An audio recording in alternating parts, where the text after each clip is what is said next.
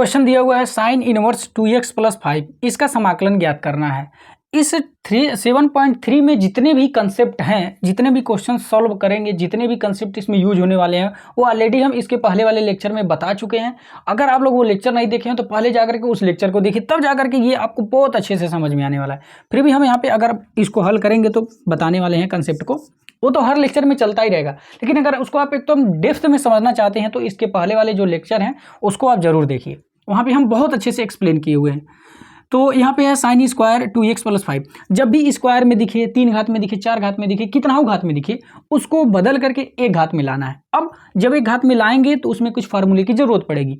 अगर स्क्वायर में है तो cos 2a की फार्मूले की जरूरत पड़ेगी, अगर क्यूब में है तो sin 3f की फार्मूले की जरूरत पड़ेगी। तो यहाँ पे स्क्वायर में है ना, तो यहाँ पे cos 2a की जरूरत पड़ेगी।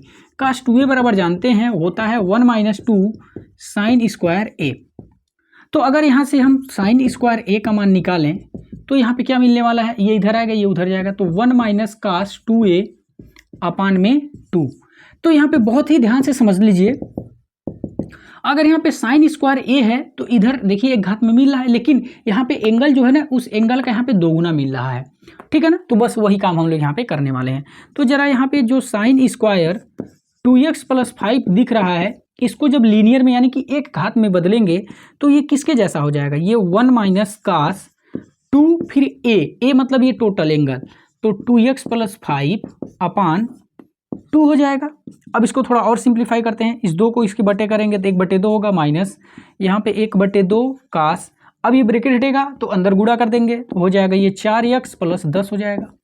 अब ये जो साइन स्क्वायर 2x प्लस 5 है, इसका मान कितना निकल गया, इतना निकल गया। अब इतना निकलने से फ़ायदा ये हुआ कि ये थोड़ा सा सिंप्लीफाई भी हो गया, कई टर्म में टूट भी गया और सबका घात 1 हो गया। और जब सबका घात 1 हो गया तो इसका इंटीग्रेशन हम आराम से कर सकते हैं।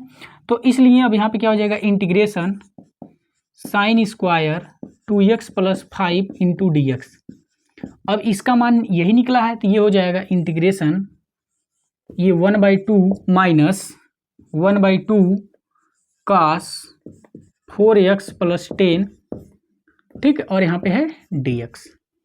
अब ये इंटीग्रेशन दोनों के पास चला जाएगा तो यहाँ से अचर पद 1/2 है, बाहर निकल जाएगा, तो यहाँ पे केवल बचेगा dx, माइनस यहाँ से भी 1/2 अचर पद बाहर निकल जाएगा, तो यहाँ पे cos 4x प्लस 10, यहाँ पे है dx, ठीक।